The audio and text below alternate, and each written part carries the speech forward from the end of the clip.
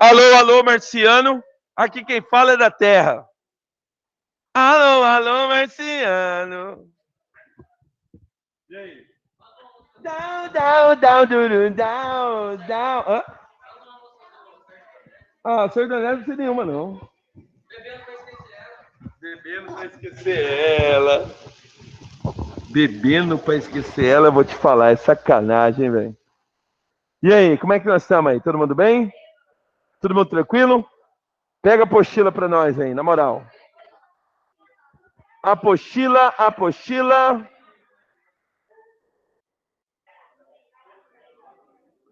Nós vimos a parte. Atenção! Nós vimos a parte do contexto histórico na página 97. Na página 98, nós fizemos alguns exercícios, tá? O simbolismo, página 99. A aula passada, nós começamos a página 100, falando a respeito do simbolismo em Portugal, verdade? Foi, não foi? Aí nós falamos do Antônio Nobre. Vamos imediatamente agora falar do Camilo Peçanha. Nós paramos aqui, segundo A, Camilo Peçanha. Então vamos lá? Acompanhe aí. Página 101 da apostila. Bom, Patrícia, bom. Página 101. 101 da apostila. Página 101, página 101 da apostila. Tudo bem com vocês? Como é que estão aí as coisas? Tudo na paz? Tudo tranquilo? Então tá bom então. Então vamos lá.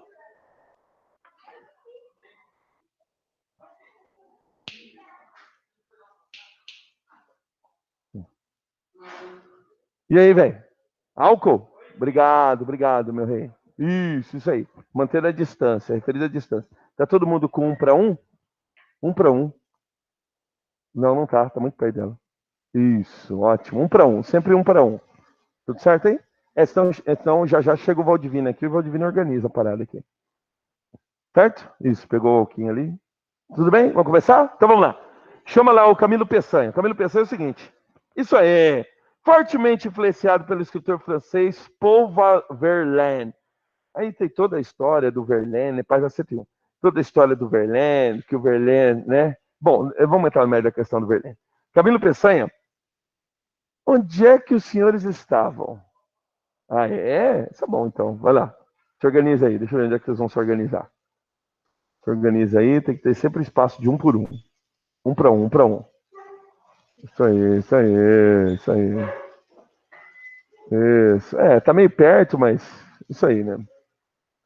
Isso, não, é 1 por 1. Sempre dá um pulo aí na parada. É. Será? Mas aí agora, e ele aqui na frente?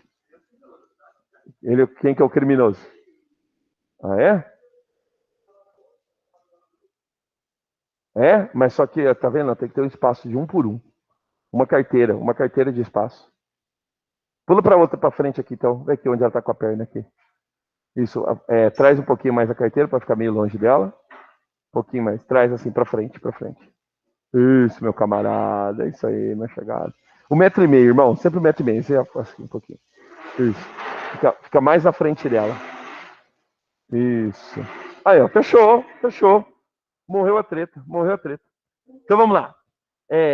Sua poesia abstrata, de caráter resignado, diante das adversidades, apresenta temas como a transitoriedade existencial na fluência do tempo.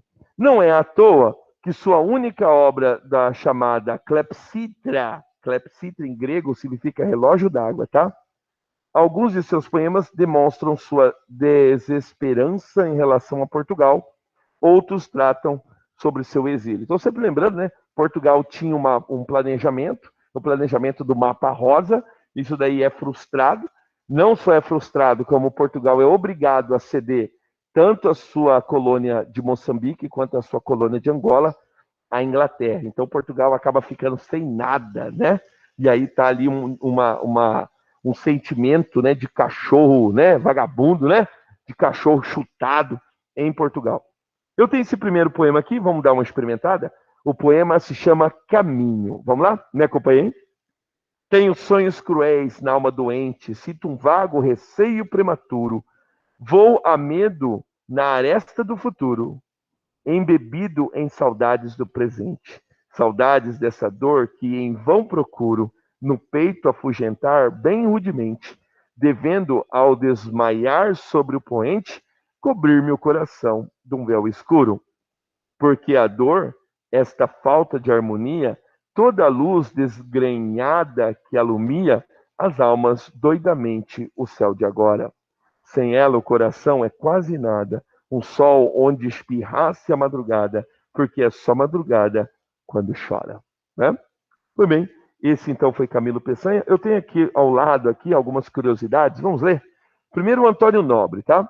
Nasceu em 1867, na cidade do Porto, cursou Direito em Coimbra, mais tarde mudou-se para a França. Em 1892 publicou sua obra Só. Morreu devido à tuberculose. A maioria deles todos tuberculosos, todos vítimas de tuberculose. Camilo Peçanha nasceu em 1867 na cidade de Coimbra. Após formar-se em Direito na Faculdade de Coimbra, mudou-se para Macau, uma colônia de Portugal, na China. Em 1920, publicou sua única obra, Clepsidra. Morreu em 1926, também vítima de tuberculose. E aí eu tenho uma curiosidade no que diz respeito a clepsidra, que é um relógio chamado relógio d'água, né? Por quê? Porque os relógios, antigamente, na antiga Grécia, eles eram ligados ao sol. Então o camarada colocava uma haste, né? E aí, conforme o sol batia, a sombra da haste movimentava, ele cuidava o tempo. Só que daí tinha um pequeno problema. Isso tinha que ficar ao ar livre e também tinha que ter sol. Então, o dia que está nublado, o dia que está chovendo, e se você tivesse numa sala, como é que você ia contar o tempo? Aí eles inventaram um relógio que talvez seja o precursor Fala aquele que é o do vidrinho, que você vira o vidrinho assim. Fala o nome dele. Isso, um precursor da ampulheta. Só que esse relógio ele era medido por gotas d'água, tá? E aí dava para contar o tempo numa sala fechada, ou então quando tivesse tudo escuro, tudo nublado, entendeu? Só que daí, é claro, mais tarde vão ver que conforme for, a água evapora, tem a pressão atmosférica tal, que interfere nessa contagem de tempo. Dá uma olhada aqui. A necessidade de possuir um meio de medir o tempo em intervalos menores e interdependente das condições atmosféricas, o que o relógio do Sol não permitia. Levou o homem a idear a clepsidra, também chamado de relógio d'água, sendo considerado como o seu inventor Platão, discípulo de Sócrates. A clepsidra baseava-se no princípio do escoamento do líquido de um recipiente gota a gota, por um orifício situado em sua base, entre o ponto em que o vaso estava cheio até ficar completamente vazio.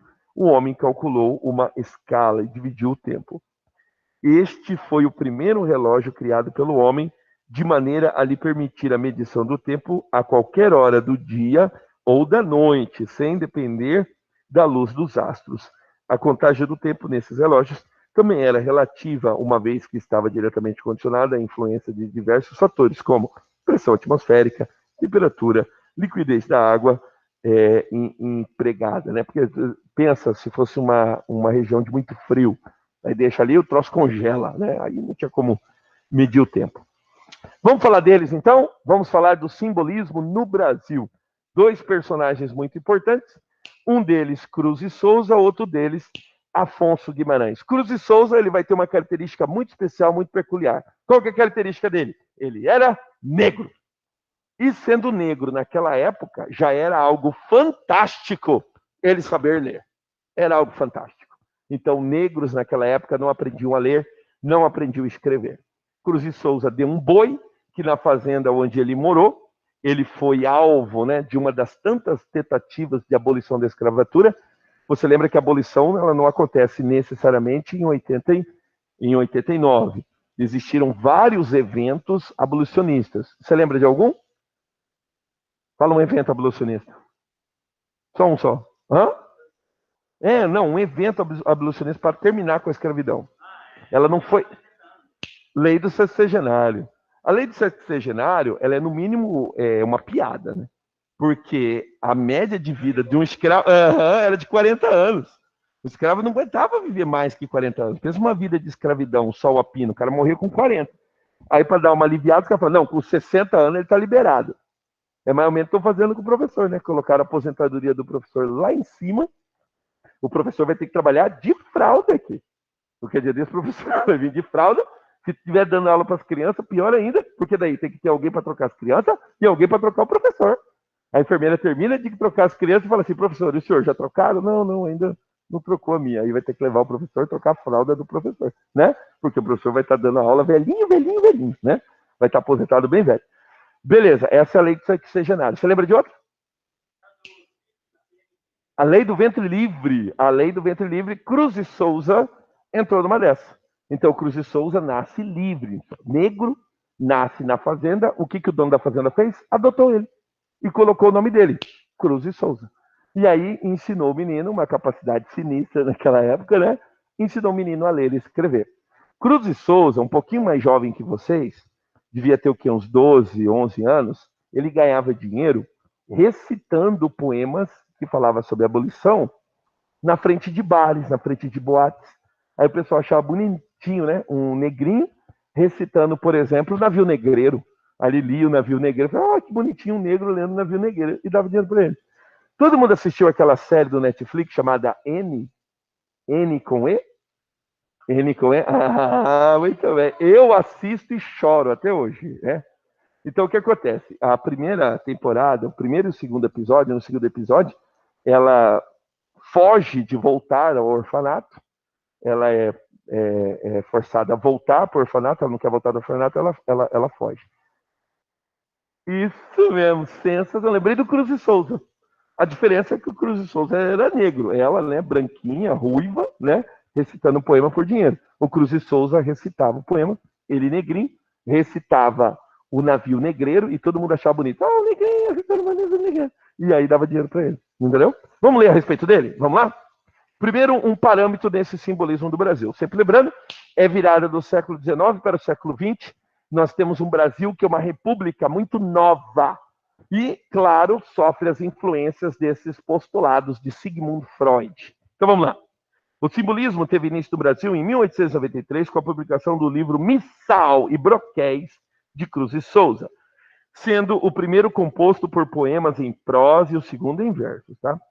É importante. Ah, outra coisa também importante, tá? Se você. Hoje é difícil falar a respeito disso, né? Você ainda está no segundo ano, mas de repente você já está mirando ou uma universidade no Paraná ou uma universidade em Santa Catarina, fique esperto, tá? Os caras lá têm muito estudo sobre Cruz e Souza. Então, Cruz e Souza constantemente são pedidos em obras, tanto no Paraná quanto em Santa Catarina, tá bom? Só para você ficar esperto, tá? É importante salientar que o simbolismo foi uma corrente literária que se desenvolveu fora dos grandes centros urbanos do século XIX, localizando-se principalmente nas capitais da região sul, em Minas Gerais. Nessa mesma época, nos dois principais centros urbanos e culturais do nosso país, no caso Rio de Janeiro e São Paulo, era o parnasianismo que estava em alta. Quer dizer, em Rio de Janeiro e São Paulo, o parnasianismo era o top. Já em Minas Gerais, nos outros centros, o simbolismo vai ganhando o seu devido espaço. Logo percebe-se que a corrente parnasiana e a corrente simbolista acontecem paralelamente. Isso mesmo. Entretanto, o simbolismo surge 10 anos depois do aparecimento do parnasianismo. Vale ressaltar que o realismo e o naturalismo também acontecem paralelamente às estéticas parnasianas e simbolistas. Tendo o parnasianismo como o simbolismo, tiveram fim com a Semana da Arte Moderna de 1922. Então, nós vamos estudar esse evento com bastante calma, mas o simbolismo e o parnasianismo eles vão viver bem até 1922, Semana da Arte Moderna. Vamos lá. Autores e obras. O primeiro aqui, Cruz e Souza. Sua obra caracteriza-se pela presença da angústia e do sofrimento humano. O que se observa é a busca de uma transfiguração, como diz o próprio poeta, entendendo-a como um processo psicológico de sublimação, da busca da essência, do abandono da matéria, da espiritualização. Essa tendência se deve ao fato de que Cruz e Souza ter sofrido imensamente na vida, buscando na poesia algo de bom, fora de sua biografia triste. É possível inferir que o poeta se supere por meio da arte. Então, o negro, que sofreu toda a transição do Brasil escravista para o Brasil, né, da abolição, num primeiro momento, eu não preciso te dizer como que isso daí, né, colocou os negros à margem da sociedade, né? Tanto é que ele, na sua época, ele era, né, algo muito esquisito, muito sinistro, porque era um negro que sabia ler, tá? Então tá bom. Aqui eu tenho um pouquinho da história dele. Dá uma olhada aqui, onde está o trecho biografia, aqui na orelha da apostila. Nasceu em Desterro, atual Florianópolis, aí tá vendo? Por isso que lá o pessoal cultiva bastante ele. O pessoal do Sul estuda e valoriza bastante Cruz de Souza. Em 1861, filho de pessoas escravizadas, teve a sua família alforriada e foi adotado pelo Marechal Guilherme Xavier de Souza, que lhe deu o sobrenome e lhe proporcionou os estudos. Mudou-se para Santa Catarina em 1883, onde havia dirigido o jornal abolicionista Tribuna Popular. Em 1893, devido ao preconceito racial sofrido, mudou-se para o Rio de Janeiro, onde se casou com Gavita Rosa Gonçalves. Seus 4 filhos morreram prematuramente e sua mulher enlouqueceu. Em 1898, João da Cruz de Souza morreu solitário em um sítio em Minas Gerais, vitimado pela tuberculose, irmão. Tuberculose. Antigamente, tuberculose era currículo, tá? Então, o camarada tinha que ser tuberculoso para ele ser erudito. Tá? Você viu o camarada escreveu um livro, inclusive, tuberculoso, inclusive, entendeu? Era currículo. Saiba mais! Cruz de Souza pode se atribuir à iniciativa de nossa entrada na modernidade. Haverá maior modernidade do que ver um negro em um país escravista alcançar-se a posição por ele conquistada? Muitos acham que já se falou demais da questão da cor de Cruz de Souza, pois continua sendo impossível estudá-lo sem levar isso em conta. Claro, que era um fenômeno na época. Tá? É estarrecedor o paradoxo entre as ideias dominantes nas últimas décadas do século XIX e a vida e a obra de Cruz de Souza. E é esse paradoxo que o fez ser o que foi. Mas não só entra também nesse contexto o esforço redobrado do jovem poeta em se dedicar à leitura dos franceses, dos ingleses, de Shakespeare, Baudelaire e de Poe. Leituras por ele aprendidas, decantadas e transformadas a partir de sua visão de mundo, mas que ainda podem ser rastreadas na poesia de Cruz de Souza. Cruz de Souza também foi chamado de poeta do branco, tá? Por quê? Porque justamente, talvez até por essa pressão, pelo fato, né, de ter vivido todo o período escravocrata, ele faz muita alusão ao branco em suas poesias. Então, constantemente fazendo alusão ao branco. Então, vamos lá? Experimenta comigo aqui. Sorriso interior. O ser que é ser e jamais vacila nas guerras imortais entra sem susto. Leva consigo este brasão augusto de grande amor, de grande fé tranquila. Os abismos carnais da triste argila, ele os vence sem ânsia e sem custo. Fica sereno num sorriso justo, enquanto tudo em decorrer oscila.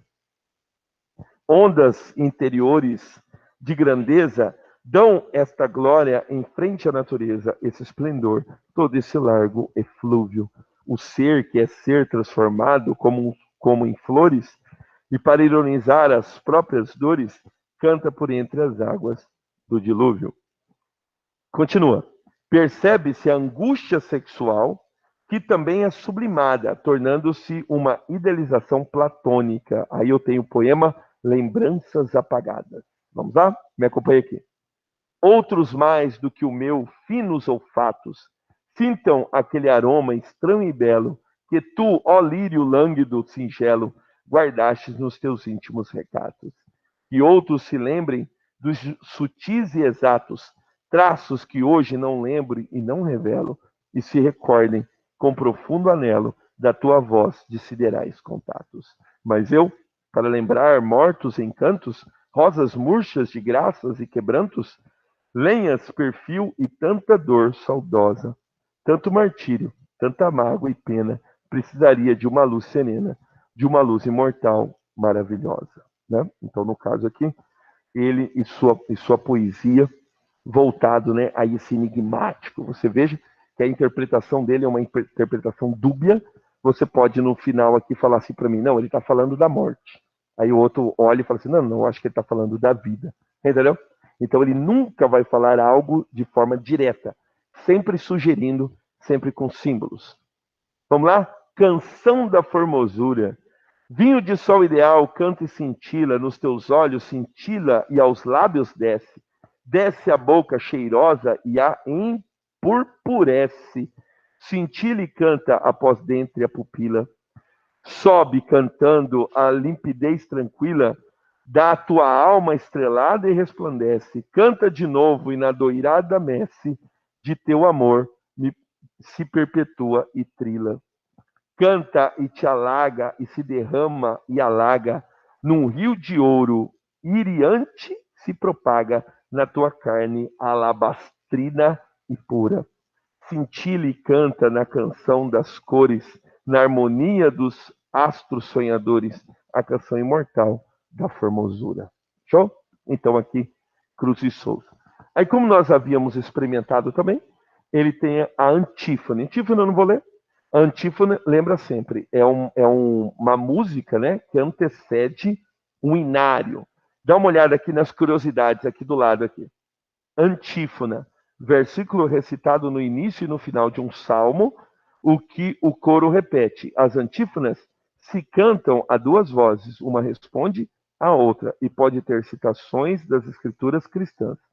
A leitura do poema, então, deve ter a solenidade do ritual religioso e o ritmo sagrado da música sagrada. Não poderia deixar de Cruz e Souza, a despeito do simbolismo, ser uma escola a respeito da morte, dos símbolos, ele não poderia também deixar de dar um traço de crítica social.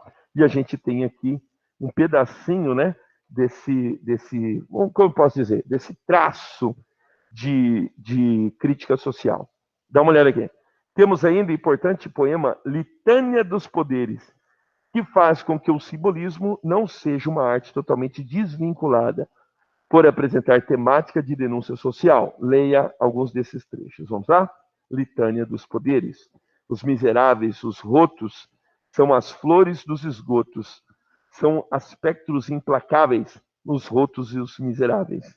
São prantos negros de furnas caladas, mudas, soturnas, as sombras das sombras mortas, cegas a tatear nas portas, procurando o céu aflitos e virando o céu de gritos. Esse texto é composto por linguagem altamente sugestiva.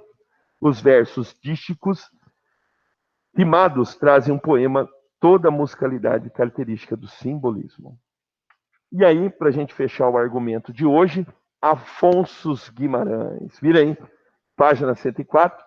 Afonso Guimarães, ele tem algo de curioso, né?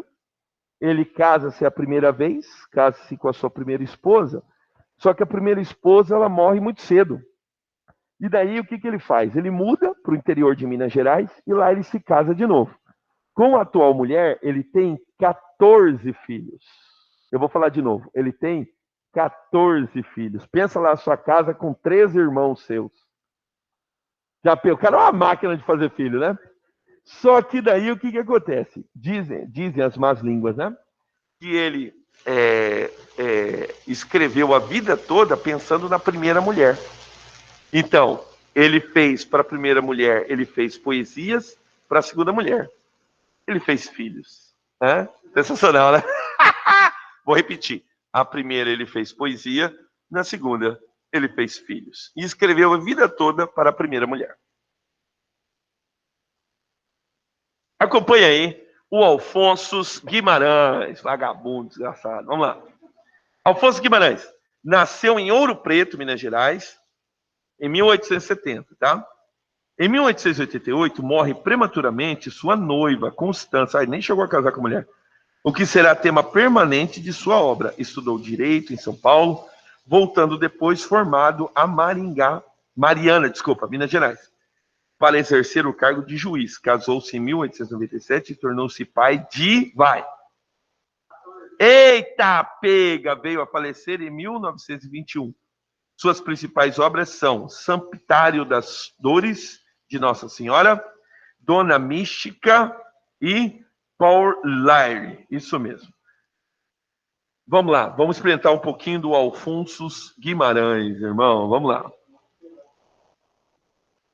Bicho, eu vou te falar. Mal terminava um, já começava outro. Devia ter alguns gêmeos aí, né? Uns quadrigêmeos, não é possível. São 14 anos, a mulher passou grávida, velho. Não, não é. É porque é 9 meses, velho. Aí tem o resguardinho ali, grávida de novo. Resguardinho, grávida de novo. Já pensou? Respirou de novo. Você tá louco, irmão. Não, devia ter gêmeo, não é possível. 14, irmão. Isso é uma explosão demográfica, né? Pensa ele na China. Hã? Não é, velho. São 14 partos. A mulher, no mínimo, são 14 anos grávida.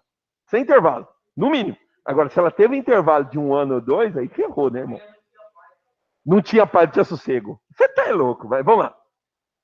Eu já tive 3, a florzinha, tadinha dela, né? Terminou suada, mas tudo bem, vamos lá. A obra.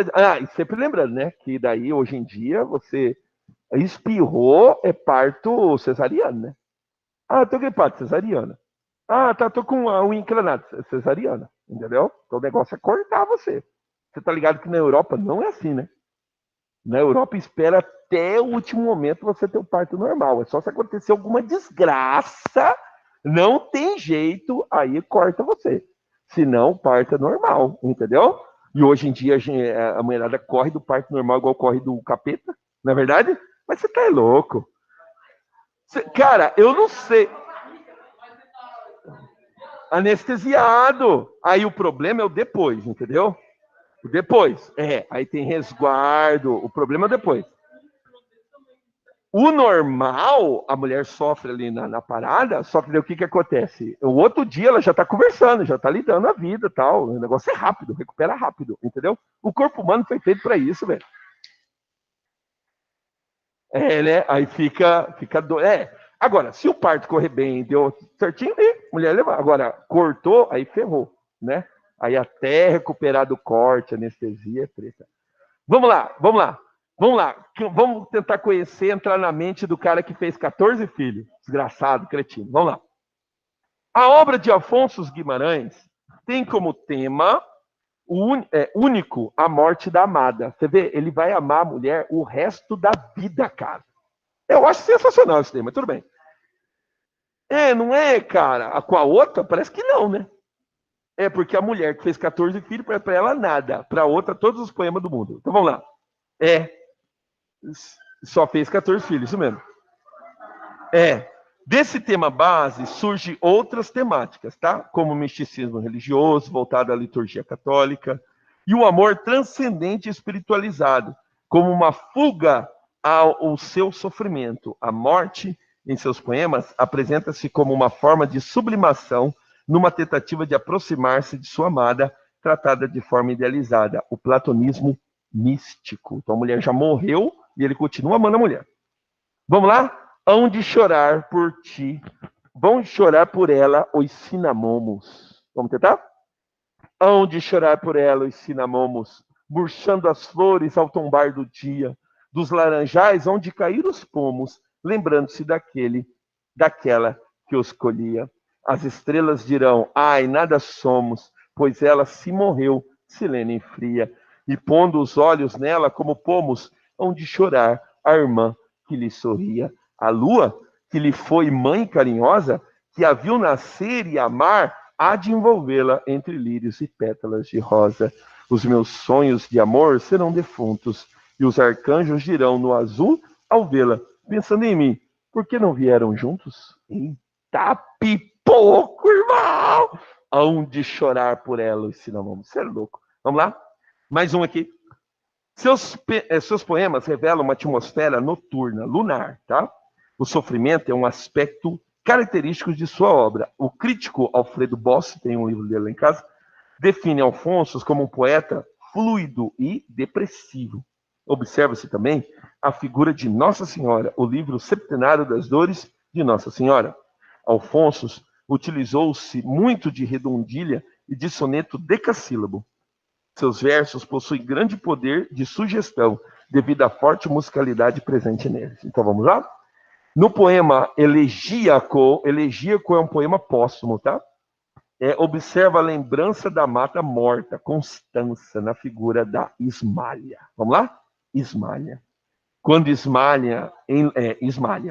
Quando Ismar enlouqueceu, pôs-se na torre a sonhar. Viu uma lua no céu, viu uma lua no mar. No sonho em que se perdeu, banhou-se todo em luar. Queria subir ao céu, queria descer ao mar. E no desvario seu, na torre, pôs-se a cantar. Estava perto do céu, estava longe do mar. E como um anjo pendeu as asas para voar, queria a lua do céu, queria a lua do mar. Né? Então são dísticos e ele vai organizando esses dísticos aqui. Mais uma aqui. No poema A Catedral, de Afonso Guimarães, destaca-se a musicalidade, além da repetição de fonemas. O poeta utiliza a repetição de frases, dando efeito de som de sinos no refrão. Pobre Afonso, pobre Afonso. Então ele vai repetir, pobre Afonsos, né? É eu, hein, a Nicole, eu, hein? Ai, meu Deus, são 14 moleque, meu Deus do céu. A pessoa tá impressionada ainda com os 14 moleque.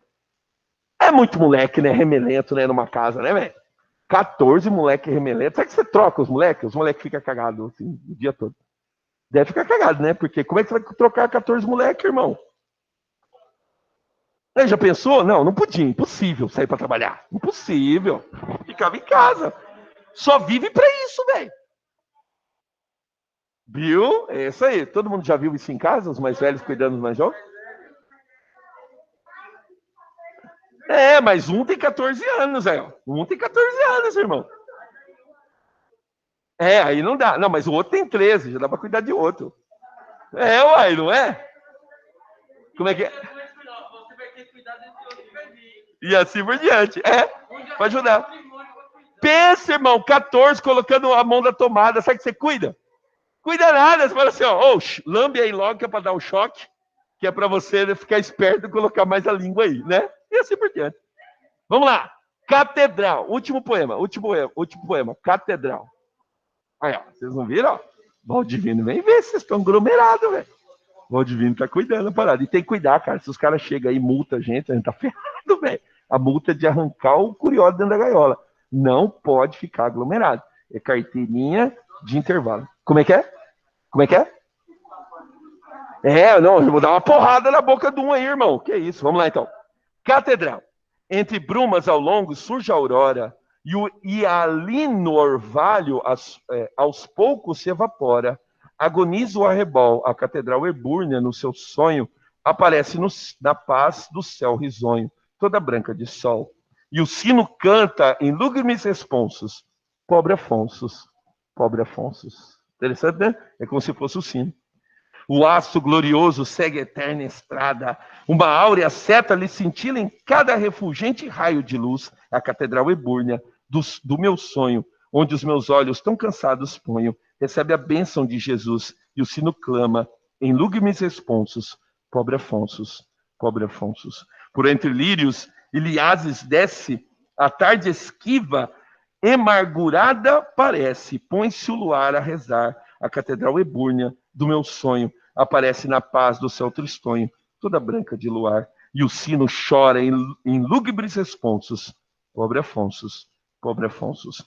O céu é todo trevas, o vento uiva, do relâmpago a cabeleira ruiva, vem açoitar o rosto meu, a catedral ebúrnea do meu sonho, afundando-se no caos do céu medonho, como um astro que já morreu, e o sino geme em lúgubres responsos. Pobre Afonsos, pobre Afonsos. Lúgubre é escuro. Lúgubre, escuro. Então, é uma atmosfera escura, insalubre. Lúgubre, escuro. Fechou? Mais uma? Ebúrnio. Ebúrnio é tudo aquilo que se refere a mármore, né? Tudo aquilo que se refere a mármore. Branco. Ebúrnio, branco. Certo? Que barulho é esse? Furadeira lá fora? Tá. Vamos lá, deixa eu cuidar a hora aqui, cuidar a hora. Barulheira é essa aí, velho? Zoando meu barraco aqui. Olha, o cara ainda zoou, endoida, agora endoidou. Pois não, minha amiga? Hã? Claro, minha amiga, por favor, fica à vontade. Vamos lá, mais uma então. Ah, aqui, a lateral. A gente falar dessa obra plástica, tá? Semana que vem, eu vou fazer um primeiro momento. Eu vou fazer só sobre o impressionismo, tá? e depois eu vou fazer um resumão. Mas uma coisa que eu não posso esquecer de falar. Eu esqueci de falar no segundo B, eu vou falar aqui para vocês. Semana passada eu esqueci de fazer atividade do AVA. Entendeu? Então, a atividade do AVA referente ao último capítulo da apostila passada, eu ainda não fiz. Entendeu? Então, essa semana, sexta-feira, amanhã, eu já vou postar o AVA do último capítulo da semana passada, que diz respeito ao parnasianismo. Fechou? Então, fique esperto para a atividade do AVA. Semana que vem eu ainda continuo com o impressionismo, ou com o simbolismo, mas falando já de uma perspectiva das artes plásticas. Quem sabe eu penso também em casa, faço alguma perspectiva também sobre a música, mas eu tenho que pensar um pouquinho, falar do Debussy, mostrar um pouquinho de Debussy para vocês, tá bom? Mas tá bom, dá uma olhada aqui na lateral, rapidinho. A arte simbolista teve representantes não só no campo da literatura, na música. Um nome que merece destaque é o do Franz-Claude Debussy, 1862-1918, que inovou no campo da harmonia e da estrutura musical, aproximando-se dos ideais de arte almejados pelos escritores simbolistas. Já no campo da pintura, dois nomes encontram-se no mais alto nível da pintura simbolista, desenvolvida na transição do século XIX para o século XX, são eles Paul Gauguin, vamos falar um pouquinho de Gauguin, isso mesmo, vai descarregando o nome aí, Paul Gauguin e Odilon Redon. Gauguin caracteriza-se por pintar seus quadros sem preocupação com a perspectiva. Outro traço da obra de Gauguin é contorno em cor preta que faz nas suas figuras. Tá? E aí uma amostra de Gauguin, areia, né? Areia. E aí Odilon Redon, tá? Começou produzindo quadros em preto e branco, vindo somente depois a aderir às cores. Possui um repertório inusitado de figuras como insetos, plantas, com cabeças humanas e estranhas criaturas, tá? Odilon Redon, é claro, ele tem que pintar o sonho, tá? Muito bem. E assim, a gente encerra aqui essa parte da apostila falando a respeito do simbolismo. Aí eu tenho 2 exercícios aqui, mas a gente vai fazer os exercícios semana que vem. Fechou? Semana que vem a gente faz esse exercício. Tá massa? Então, o simbolismo, aí semana que vem a gente faz uma parte só sobre artes plásticas, mas continuamos falando a respeito do simbolismo. Por favor, por favor. E aí, lembrando, tá? Essa semana, atividade do AVA. Aí vocês ficam espertos com a atividade do AVA, tá bom? Pessoal de casa, aí, um abraço. Põe o nome na chamada, o sino já vai bater, tá bom? Põe o nome na chamada aí, fica de boa. Muito bem, um abraço, um abraço.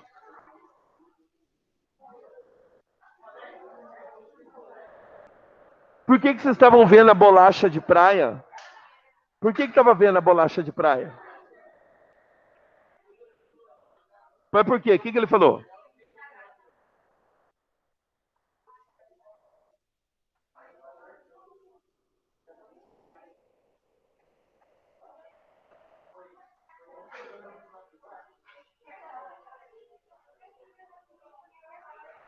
A bolacha de praia, ela morde a gente?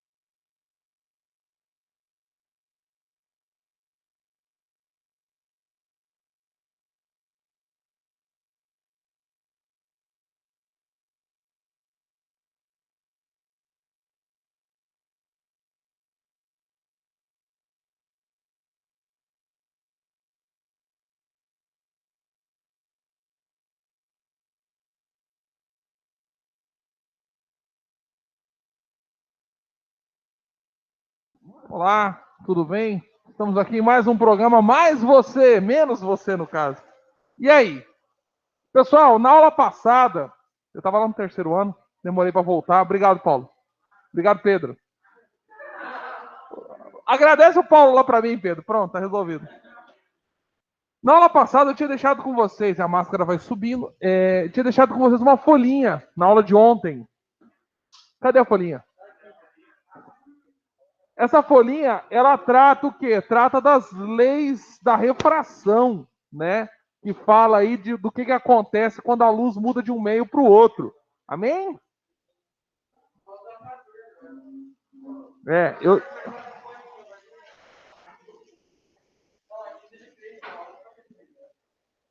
Presta essa caneta aqui para anotar um negócio. Puta, eu adoro essa caneta, cara. Onde você comprou essa caneta, mano? E quanto que tá? Não fala 10, não. Mais de 10? Amo essa caneta, amo. Todas essas canetas aqui, caneta tinteiro, né? Em gel.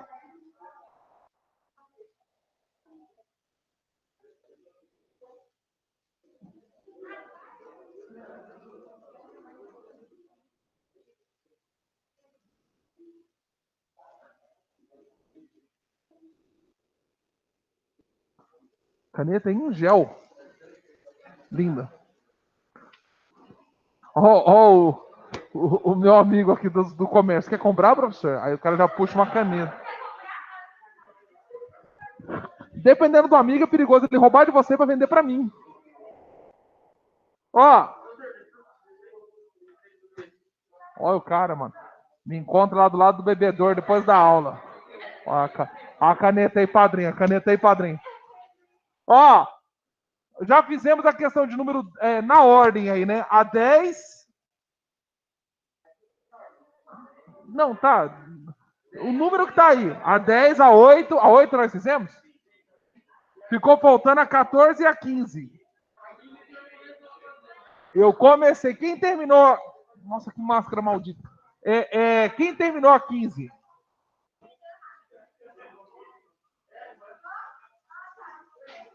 Não sei. Eu não estava aqui. Pessoal, quem não pegou a folha, pessoal, pega aí. Procure na sua carteira. Pô, ontem à tarde vocês não vieram? Então tem que ver lá com a Mari se ela vai dar cópia para vocês, pessoal. A gente não vem na aula, tem que dar um jeito. Ah, mas eu mandei no grupo do WhatsApp. Ah, é. Tem que ver lá com a Mari lá. Pega um de vocês para falar, ó, tem como arrumar a folha pra gente, porque eu não vim ontem e tudo. Vê se ela tem de vocês. Eu mandei essa folha no grupo, não mandei? Mandei. Força. A Mari? No corredor aqui, assim que abrir uma vaga à esquerda no corredor, você vai ali e grita, Mari. Não, não grita não. Passou essa porta aqui, irmão. Aqui tem uma porta. Você passa ela, vira à esquerda de novo. Você já chegou. Você vê que ele vai virar à direita? Porque tem gente que olha para mim e fala assim, professor, eu me confundo com esse negócio de esquerda e direita. Eu falo, nossa. Nossa. Jovens, vamos fazer essa 15ª questão, que é uma questão inteligente. Por quê? Porque ela envolve aí, sobretudo, a situação de geometria. E eu sei que vocês gostam de triângulo, seno, cosseno, é ou não é? Sim ou não? As gurias estão fazendo a cara de nojo, assim, tipo, ah, que idiota. Morre, infeliz. Segurança, mata ele.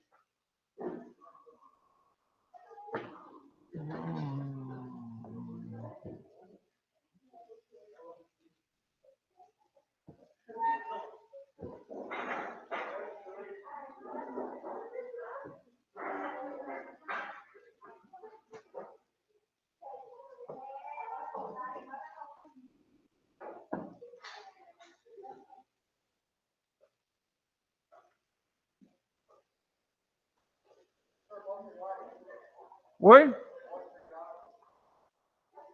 Vai lá, mano. Não demora, não. Ó. Pegou a folha aí, ó.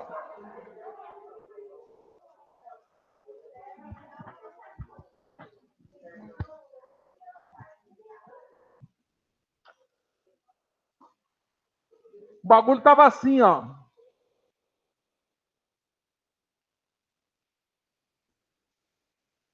Aí era assim. Vou tentar fazer mais ou menos reto, tá?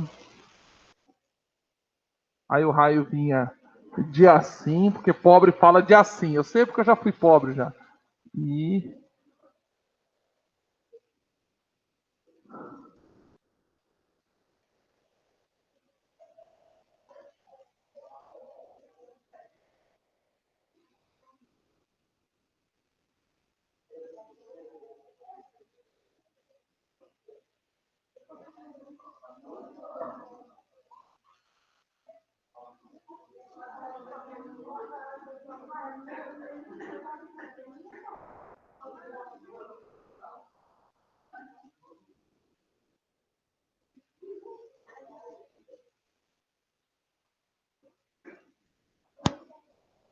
quem tá fazendo esse barulho? Por gentileza, para.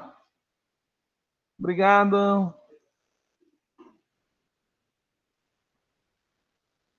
Vamos lá, segundo ano. Essa questão aqui, ó, é uma questão que eu colocaria numa avaliação minha, não por causa da questão física, porque ela é muito mais inteligente pela situação matemática dela. Tem esse ângulo I, aí ele fala assim que se ele fosse reto, ele iria pegar aqui no... Não acredito que eu errei o desenho. Nossa, sério, Alex? Sério, não, tá errado. É 4. Não, tá certo. 4 aqui, tá certo. 4 aqui, 3 aqui, não é isso? Aí o outro caminho seria aqui.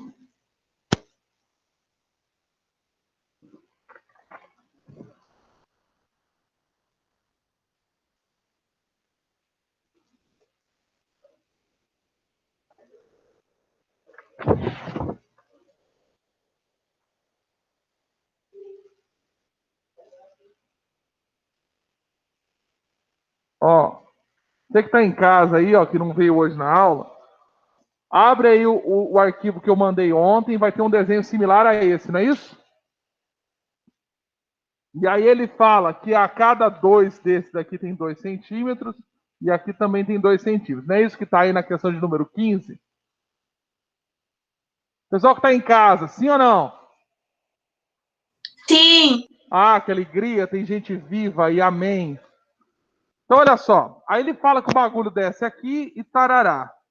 Aqui você tem um líquido, e aqui você tem esse bloco aqui desse material que ele não fala do material sólido, não importa o que seja.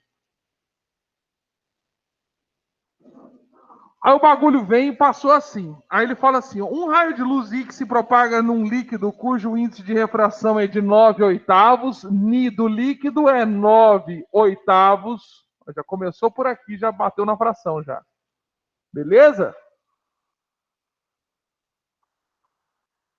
Incide num bloco de material sólido e transparente conforme no esquema.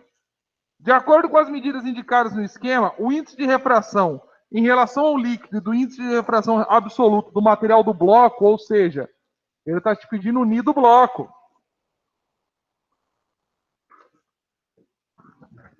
São iguais, respectivamente, a... Então, olha só. Olha que legal isso aqui, ó.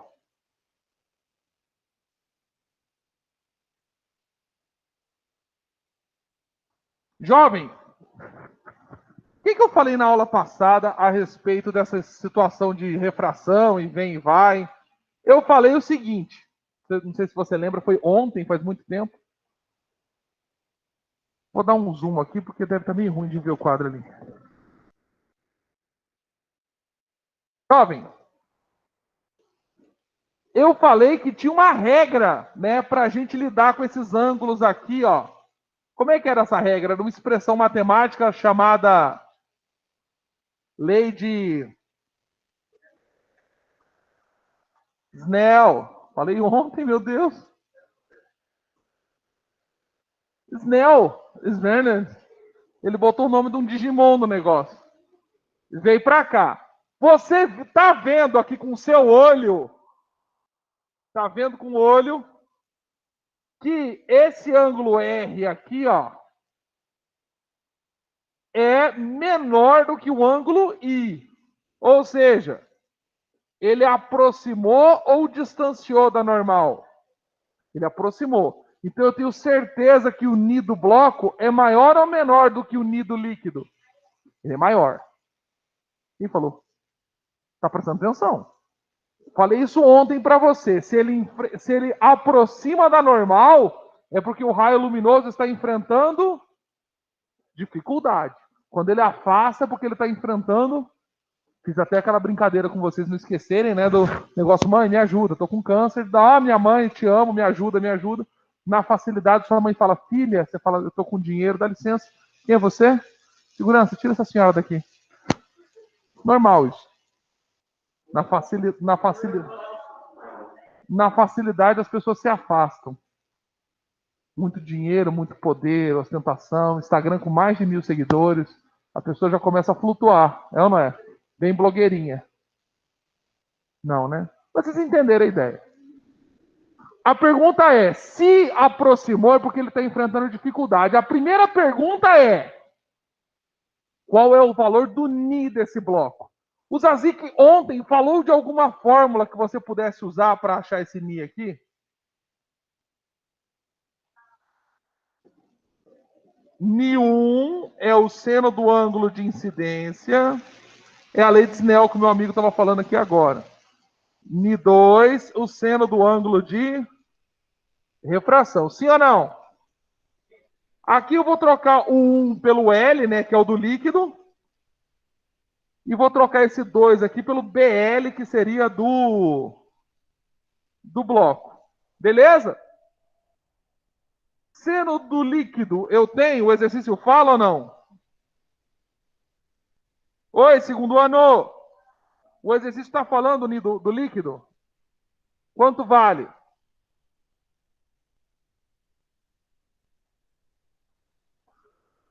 Seno do ângulo de incidência. Aí você fala, Zazik, ferrou, eu não consigo fazer porque ele não deu esse ângulo aqui. Fala, tá bom, deixa aqui por um tempo, até você pensar um pouco mais. Ni do bloco, eu tenho? Não, inclusive é o que eu quero. Se eu tivesse isso aqui, eu nem estava fazendo o exercício. Seno do ângulo de refração. Ele deu o valor do ângulo de refração aqui? Não deu. Mas, cara, você que é um cara que sempre acompanhou as aulas do professor Schoit, aqui dentro eu tenho um triângulo. Um triângulo retângulo, muito bem. Tá, eu não tenho o valor definido desse bagulho, mas eu consigo enxergar uma relação trigonométrica aqui, sim ou não? Seno de um ângulo é o cateto? Não, isso é tangente. Sobre hipotenusa. Ah! Então, pera lá. Se cada tijolinho desse vale 1, aqui esse ladinho vale 3, e esse ladinho aqui vale... Faz sentido? Justamente. Ó, aqui não são 3 tijolos, se eu olhar esse triângulo branco aqui, irmão? 3 tijolos com 4 tijolos? Automaticamente, quando o L escuta, esse pedaço aqui, ó, tem que valer quanto? 5 é o triângulo pitagórico mais simples que existe. O 3, 4, 5. Já ouviram falar disso ou não? Tem um pessoal que fica assim, ó. Que brisa. Pessoal, se você não acredita em mim, chega aqui e faz assim, ó. Hipotenusa ao quadrado é 3 ao quadrado mais 4 ao quadrado. Você vai concluir acertadamente que esse lado aqui vale 5, tá? Raciocinou? Então, ó, esse cara, o seno dele é cateto oposto sobre hipotenusa. Então, o seno dele aqui vai ser 3 sobre 5. Acompanhou o raciocínio ou não? Veja, é um exercício de física que está usando a matéria do Schoit. Está usando trigonometria. Aí você fala, pô, Zazik, não tem como fazer essa questão. Eu não tenho o seno do bagulho aqui. Eu falo, mas pensa com o pai aqui, ó. Esse raio, se ele fosse reto, ele iria seguir essa linha rosada, é ou não é?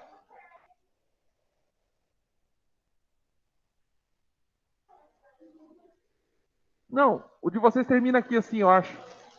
Mas é o suficiente, é o suficiente.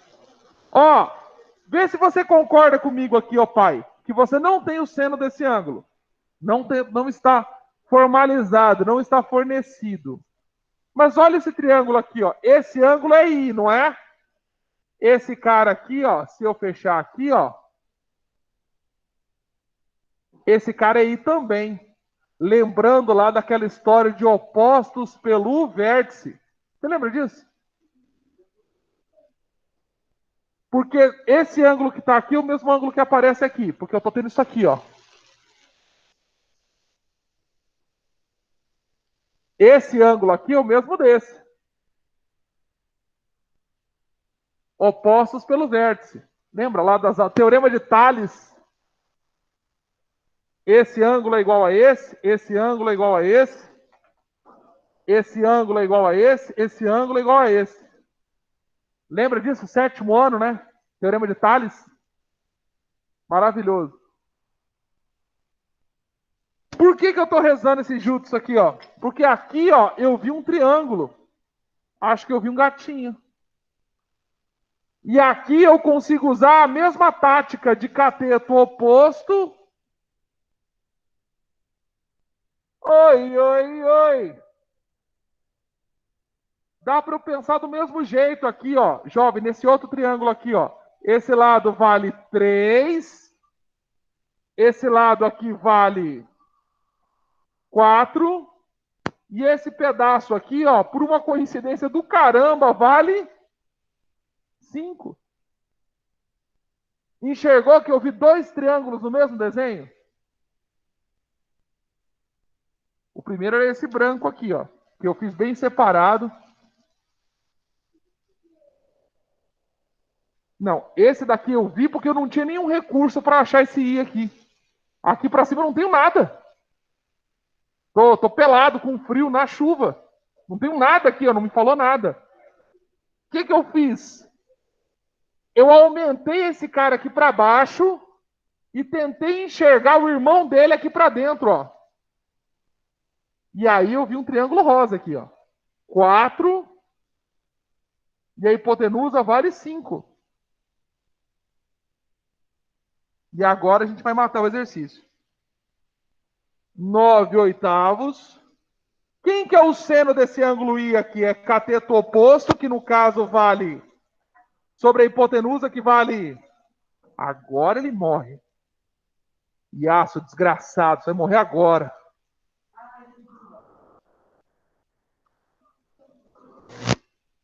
Aí agora é matemática. O que dá para fazer aqui? Dá para sair cortando, ó. Corta, corta, corta, corta. É o 8 e o 4 ainda, olha. Bagaceira. Ficou 3 meios? É 3 meios. 3 sobre 2, né? 3 meios. Aê, unido bloco vale 3 meios.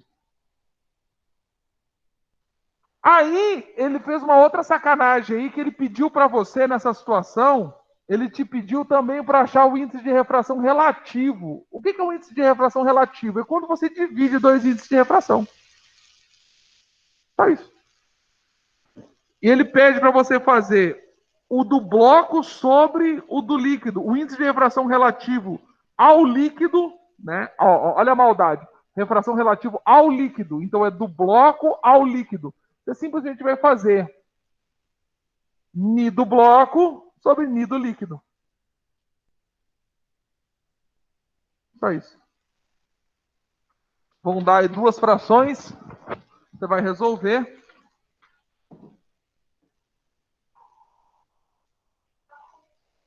Justamente. 3 sobre 2 dividido por 9 oitavos. Quanto que dá isso? Dá 4 terços, o que configura a resposta correta, a letra A.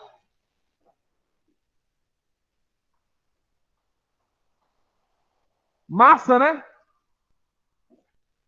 Ó, 3 meios sobre 9 oitavos. Aí tem um negócio lá da matemática que fala mantenha a primeira e multiplica pelo... Vocês percebem por que o ensino fundamental é tão importante?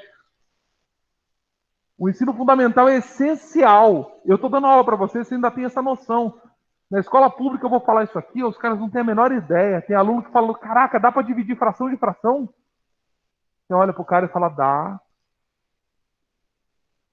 É isso que é difícil. Ensino fundamental é o fundamento. O aluno tem que sair dali sabendo isso. Tem até uma brincadeira que eu faço com as meninas que elas me odeiam na escola pública, que eu falo, nossa, está linda, hein? Parabéns. Deixa eu te fazer uma pergunta. 9 vezes 8. E deixa, idiota. Ah, imbecil. Você não sabe tabuada, mas a sua maquiagem está perfeita. Change your mind.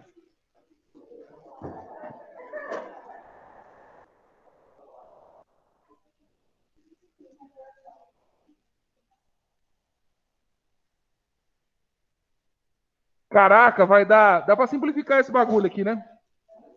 Senão ia dar um número grande aqui. Dá para fazer 4, 12 por 9. Simplificado de novo vai dar... Por 3 vai dar 4, por 3... 4 terços. Fechou. Resposta correta aqui fica sendo a letra... Qual que é a resposta? 3 sobre 2 é a primeira... É 4 terços e 3 sobre 2, não é? Ó, a primeira resposta que ele pergunta é o índice de refração relativo. É esse. Aí depois é esse. Então fica sendo a letra C. É isso? Quem está fazendo glum, glum? Vou mandar a foto do quadro a você, Raiz. Vou colocar meu nome porque tem que pagar um boleto. Tá bom, Raiz. Tá bom, Nicole. Tem que pagar um boleto, vocês me desculpem, gente. Meu leite tá derramando lá na cozinha. Ai, velho. Olha lá, vamos fazer aqui a última questão dessa folhinha, mas eu vou preparar outra folha para vocês. Não sofram, tá, pessoal? Eu tenho um exercício em casa que dá para estudar anos. É de boa, né? Ó, 14. Não tem, exato. Eu expliquei para vocês. Por que eu estou dando ótica para vocês? Porque no final desse ano, você provavelmente vai fazer o passe, o FMS. E quem não viu ótica no primeiro ano, vai estar no mato. E eles cobram ótica. Você entendeu? Vou tentar. Vou passar as coisas. Mas você viu no primeiro ano ótica? Você viu? Maravilha.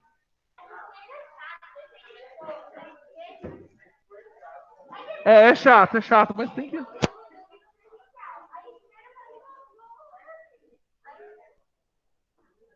Jovem, ó, pensa comigo aqui, ó. O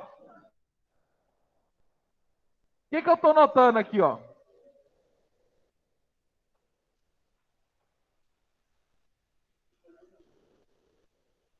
Eu vou explicar para você por que o diamante brilha tanto. Por que o diamante brilha? Por que é lindo o diamante? Eu adoro diamante, tenho vários na, na minha coleção de fotos. Ó,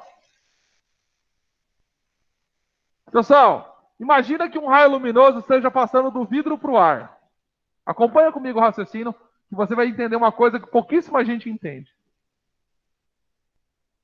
Quando ele passa aqui, ó, do vidro para o ar, obviamente o nido vidro é maior do que o nido ar. Ou seja, ele está enfrentando uma dificuldade.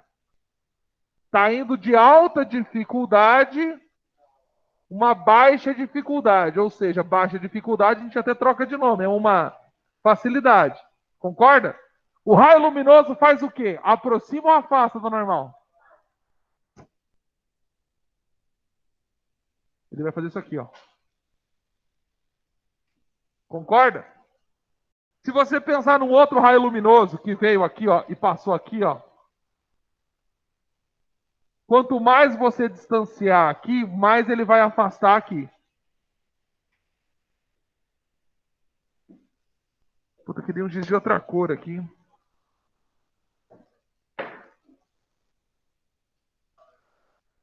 Pega lá pra mim, irmão, por gentileza. Quebra o meu galho, hein? Só pra vocês entenderem o que eu vou mostrar agora. Isso é a explicação do porquê que o diamante brilha e por que você tem internet de alta velocidade. A mesma explicação para as duas coisas. Ô, física é uma ciência. Não é porque eu sou professor de física, não, mas se as pessoas dessem o valor que ela merece, você falar, a mesma explicação é do porquê o diamante brilha e por que você tem internet de alta velocidade na sua casa. Não tem, irmão? Eu queria um azul, um verde, abóbora. Tem no lixo? Sério, mano? O que você acha? Ah, não, estão tirando.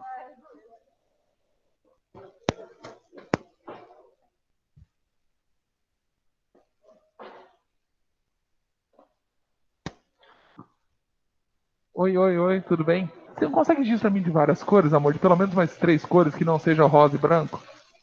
Eu tô terminando um desenho ali que é impreterível isso aí. Valeu. Segundo A, segundo A.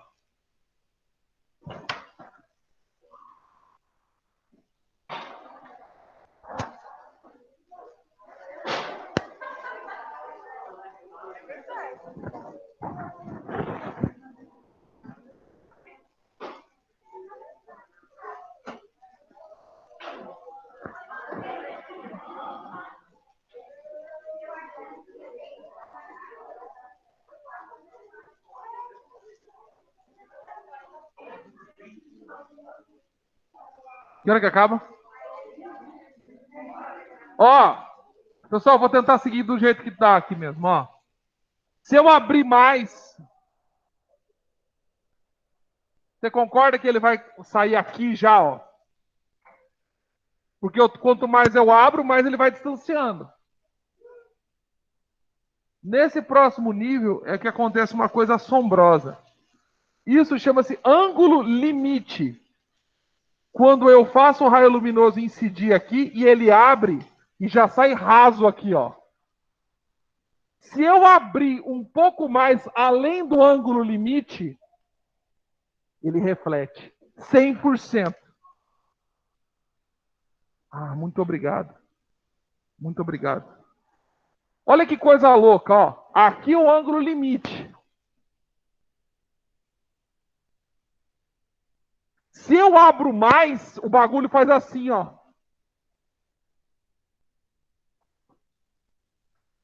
E se aqui em cima eu estabelecer uma outra mudança de meio, aonde ele, digamos aqui, vai passar do vidro para o ar novamente, e ele tiver além do ângulo limite, o bagulho começa a fazer isso aqui, ó.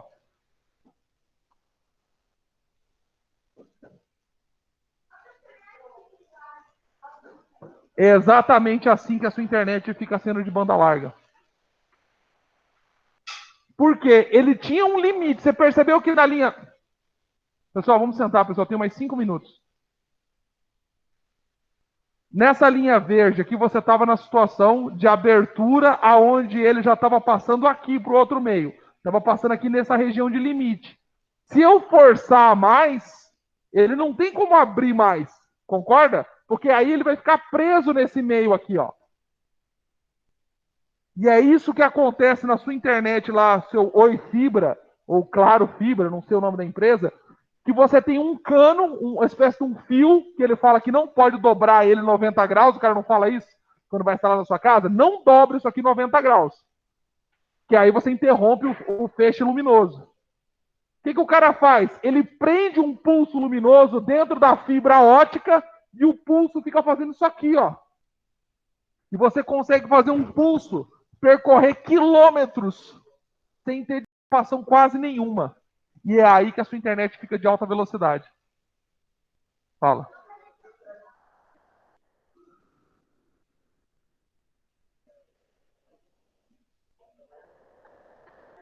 A reflexão é total. Aqui, ó, esse meio vai dissipar? Vai. Mas o interessante é que você consegue informar uma região aqui de um pulso luminoso e 20 quilômetros depois ele dissipou 0,01. Ou seja, essa informação quase não se perdeu. Aí você tem locais que captam, retransmitem esse sinal, e isso, a informação se propaga na velocidade da luz. Se você tinha internet ADSL e mudou para fibra, você percebeu a diferença de velocidade? Ou não percebeu? Por causa disso aqui, ó. Fala.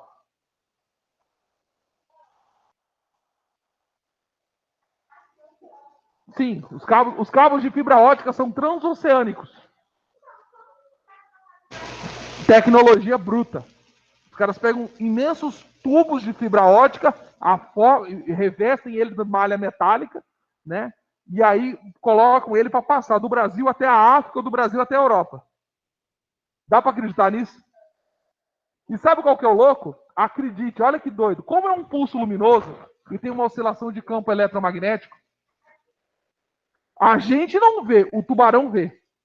E o que ele faz? Ele acha que é um peixe. O que ele faz? Ele vai lá e morde. E aí que tem um gasto absurdo, que ninguém consegue resolver esse problema, de conseguir parar os ataques dos tubarões aos cabos de fibra ótica do fundo do oceano. Parece piada e é verdade. Oi?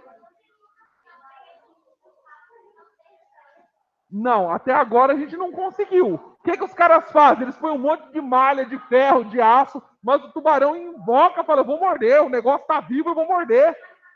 E nisso eles ficam lutando e arrebentam com a instalação. Então, eles têm sensores ali ao longo dos trechos que sabem de cada 10 ou 20 quilômetros ou 100 quilômetros qual trecho que está ali que foi danificado.